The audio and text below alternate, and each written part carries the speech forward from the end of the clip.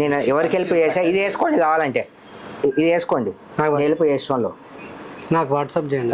మాట్లాడతాడు లైవ్లో. హలో ఇంటర్వ్యూలో ఉన్నా సుధాకర్, ఏం లే ఇంటర్వ్యూ చేస్తున్నా, ఏమైనా చెప్తావా ఇంటర్వ్యూ వాళ్ళకి, ఏమైనా మాట్లాడతావా? ఓకేనా ఉంటే ఇస్తారా? ఇక మాట్లాడు ఒకసారి. ఎవరు? నేను హెల్ప్ చేసిన వాళ్ళు అన్ఎక్స్పెక్టెడ్గా కాల్. హలో నమస్తే బ్రదర్, నా పేరు యాంకర్ నరేష్ రాయ్. నమస్తే సార్. నమస్తే. చెప్పండి బ్రదర్. అది మేము రేపు అన్న సోషల్ వర్క్ చేస్తున్నాడు, సోషల్ వర్క్ చేస్తున్నా కూడా లోకల్లో వాళ్ళ దాడి చేయడం అనేది ఒకటి, ఇది అన్నను చంపేస్తా అని చెప్పేసి పబ్లిక్ లోనే వాయిస్ చేయడం అనేది ఒకటి, సోషల్ వర్క్ చేయడం కూడా తప్పేనా అనేది మాకు అనిపిస్తుంది అన్న. మీరు సూర్యాబాయికి ఏమైతారే? మేము అభిమాని. అభిమాని, ఓకే సూపర్. ఆయన తరపున నేను అంటూ ఒక హెల్ప్ పొందినండి అన్న. ఇప్పుడు సూర్యాబాయి నిన్న వచ్చి ఆ కార దళబల కొట్టారు. అవునవును. మరి రేపు వచ్చి నెత్తి బల కొడతారు, ఏం చేస్తారు మీరు? ఏం చేస్తారు? అందుకే కదా రేపు వచ్చి నెత్తి బల ఆలోచనతోటి ముందే మా వికలాంగులం అందరం కలిసి మేమన్నా మీకు సపోర్ట్ ఉన్నామని చెప్పేసి రేపు మేము సిపి సంజనర్ గారిని అపాయింట్మెంట్ తీసుకున్నాము. సూపర్. సో పొద్దున మేము ఈ రోజు వెళ్ళడం జరిగింది సిపి గారి దగ్గరికి. ఏమన్నారు? డైరెక్ట్ గా మాకు Srinivas Reddy CCCC Srinivas Reddy PSR CCCC Srinivas Reddy PA sir మాతో మాట్లాడడం జరిగింది. ఈ రోజు అయితే రేవంత్ రెడ్డి మీటింగ్ ఉన్నామ్మా, ఈ రోజు కలిపియలేను అని అంటే, రేపు అయితే మాకు ఎట్టి పరిస్థితుల్లో మేము అర్జెంట్ కలవాలండి, మేము 10 గంటల వరకు వచ్చేస్తాము, మీరు ఏదన్నా చేయండి కలిపియండి అని చెప్తాము. ఒక్క 10 నిమిషాలు మాకు అపాయింట్మెంట్ ఇస్తే సరిపోతుంది సార్, నేను ఎక్కువ అడగట్లేదు. మీరు సిపి గారు సంజయ్ సార్ గారికి. ఓకే. మేము పెద్ద సార్ దగ్గరికి పోవాలనేది కూడా అనుకున్నాం మనసులో. Okay okay. ఎందుకు అది ఇప్పుడు సార్ దగ్గర పోలీస్ వాళ్ళకు ఇన్ఫర్మేషన్ ఉంది కదా సార్. అవును. ఇప్పుడు బయట ఇంటరాగేషన్ చేస్తే ఇద్దరు పిలిచి మాట్లాడేటోళ్ళు ఉంటారు. ఇప్పుడు అన్నకంత అయింది, అన్న కేసు పెట్టిండు, కేసు పెట్టినాక కూడా ఎందుకు వీళ్ళిద్దరు పిలిచి మాట్లాడట్లేదు? అదే అదే అదే అడుగుతున్నాను నేను కూడా ఇంటర్వ్యూలో. రెండో ముచ్చట సార్, ఆ వికలాంగులకు సేవ చేయడమే తప్ప మా దురదృష్టం ఏందో, మాకు ఇంత పని చేసేటోళ్ళు మా ముందుకు వస్తారంటే ఏం పని పాడు చేయని వాళ్ళు ఆడ వండుకొని ఇట్లాంటి వాళ్ళని ఆపుతారు. మా వికలాంగులకు ఎవరు న్యాయం చేయొద్దా, సేవ చేయొద్దా? ఈ 4,000 పెన్షన్ తో మేము బతకలేకపోయి అలాంటి వాళ్ళు సేవ చేస్తున్నారు కాబట్టి ఇబ్బందులు మాకు ఏర్పడతలు. ఒక 4,000 పెన్షన్ మాకు సరిపోతుందా? ఇప్పుడు మాకు నెలసరి సరుకులు ఇచ్చారండి వాళ్ళు. అవునవును చూసిన. ప్రతి నెల ఇస్తున్నాడు మాకు, ఎందుకు మేము వద్దనుకోవాలి? సరే ఈ నెల సరుకులు అనేది 0 అవి పక్కకు పెడితే ఎంతో సోషల్ వర్క్ చేస్తున్నాడు. సోషల్ వర్క్ చేస్తున్నారు, ఎందుకు ఇట్లా చేస్తున్నారు మీరు ఆలోచించాలండి. మీరు పెద్దవాళ్ళు, ప్రెస్ అంటే ఒక దేవుడితో సమానం అంటారు. ఇప్పుడు మరి రేపు ఏమైనా ధర్నా లాంటి ఏమైనా చేస్తున్నారా?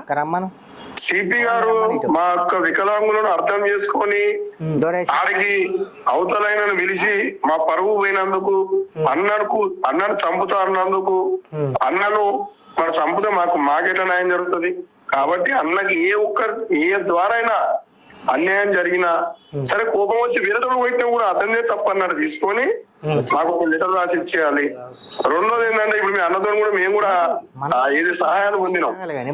రేపు పొద్దున మాకు కూడా ప్రాణాపద ఉన్నది, మమ్మల్ని కూడా ఏమైనా చేస్తారు కావచ్చు. కాదు ఇప్పుడు మీరు మరి ఇప్పుడు ఈ దాడి జరిగింది, ఈ గొడవలు అనేవి జరుగుతున్నాయి కదా, మరి ఆ పర్సన్ నుంచి మీరు ఏమన్నా కోరుకుంటున్నారా? ఏది అవతల పర్సన్ నుంచి సార్? అవతల పర్సన్ మాకు కాల్ చేయడం కూడా జరిగింది సార్. ఏమన్నారు? మాకు కాల్ చేసి మీకు ఒక బత్త ఇచ్చారా, ఒక్కరికి ఒక బత్త పట్టుకొచ్చి 50 మందికి ఇచ్చారన్నారు చెప్తున్నారు. అది నిజం అబద్ధమా, నిజం చెప్పండి అని కూడా మాతో చెప్పడం కూడా జరిగిందండి. ఓకే. మీరు ఏం కోరుకుంటున్నారు ఆయన దగ్గర నుంచి? ఆయన దగ్గర నుంచి మేము ఒకటి కోరుకుంటున్నాము, సూర్యాబాయ్ అన్న కనుక మళ్ళీ నువ్వు ప్రెస్ మీట్ లో ఒకటి ఫస్ట్ మాకు కావాల్సింది, నువ్వు ప్రెస్ మీట్ లో పెట్టిన అన్ని రిమూవ్ చేయాలి. ఓకే. ఫస్ట్. సెకండ్, సూర్యాబాయ్ అన్న తోటి నువ్వు అన్నకేమన్నా అయితే నేనే చేసిన నమ్మి నీ మీద యాక్షన్ తీసుకుంటాను ఒక లెటర్ రాసియాలి.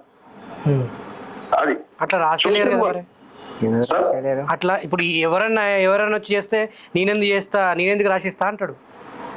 నేనెందుకు రాసిస్తా అంటే మా వికలాంగులం అనేటోళ్ళం ఊకోమండి. ఈ రోజు మర్యాద పూర్వంగా రేపు మాత్రమే స్లోగా జరుగుతుంది. రేపు సిపి గారు పిలిపోతే హోంశాఖ రేవంత్ రెడ్డి గారి దగ్గర ఉంది. హోంశాఖ ఇంటి ముందు కూర్చోవడానికి మేము సిద్ధమవుతాం. అంటే మీరు ఇప్పుడు మాట్లాడరా చిన్న పైల్వాన్ అన్న దగ్గర నుంచి ఆయన క్షమాపణలు కోరుకుంటున్నారు. అసలు ఏం అవన్నీ వద్దు 100% క్షమాపణ అనేది కోరాలి మా ముందే. అవన్నీ వద్దు నరిపోయి లైట్ తీసుకోదాన్ని మనం పొడిగించొద్దు. మా ముందే క్షమాపణ కోరాలి. ఇంకొకటి మా పరువు పోయినందుకు మాకు ఏంటిది అనేది ఆయన చూపించాలి. ఓకే, మేము డబ్బును ఆశించాం సార్, మాకు డబ్బు వద్దు. అదే టైం వేస్ట్ అవన్నీ. అలాంటి హెల్ప్ చేస్తులను మంచిగా చూసుకుంటే సరిపోతుంది. కానీ ఒక పాయింట్ ఏంటంటే ఇప్పుడు ఎవరో వచ్చి కొడితే మేమెందుకు రాసిస్తా ఉంటాడు కదా, అది ఎవరో వచ్చి సార్ ఒక నిమిషం, ఎవరో వచ్చి కొట్టిర్రు మేము ఒప్పుకుంటాం సార్. ఈ రోజు అన్న దెబ్బ తాకింది అన్నగానే మేము పోవంగానే మాకు ఫోన్ బంద్ అయింది. మీకు టైం దొరకదు. ఎవరో వచ్చి కొడితే ఎట్లా బంద్ అవుతుంది? ఆల్రెడీ వచ్చేసి రెండోది సార్, మేము అన్న దగ్గరికి ప్రేమతోటి ఉడికినాము. అన్న దెబ్బ తాకింది ఎట్లున్నది మీ ఆరోగ్యం అని అడగడానికి. ఓకే ఓకే, వికలాంగులము దగ్గర ఒక్కొక్కరు 30 కిలోమీటర్లు 40 కిలోమీటర్ల నుంచి అన్న దగ్గరికి వచ్చారు. ఓకే ఓకే బ్రదర్, మరి ఓకే ఉంటాను. Okay sir, thank you. Sudhakar sir sir చెప్పండి. ఓకే ఓకే అట్లా thank you so much. Thank you. కానీ ఇంటర్వ్యూ మాత్రం దయచేసి నాకు టైం సరిగ్గియలే. టైం కాదు. నేనైతే డిసప్పాయింట్. మీరు అట్లా ఏం లేదు ఇంటర్వ్యూ నడిపోయి. మధ్యలో ఆపేసారు. అంటే వద్దు నడి అట్లా ఏం లేదు. మీకు విషయం తెలుసా, నేను నిన్న కూడా ఇలా ఎన్ని తులాలు ఉంది మాత్రం చెప్తలేడు అన్న. అది మాత్రం అట్లా చెప్పలేదు. ఒకటి నేను రిక్వెస్ట్ చేసి ఏంటంటే మీకు ఒకటి నడిపోయి మీడియా పరంగా వద్దు. ఎందుకంటే ఎన్నో మనము రూమర్స్ ఎదుర్కొన్నాం కాబట్టి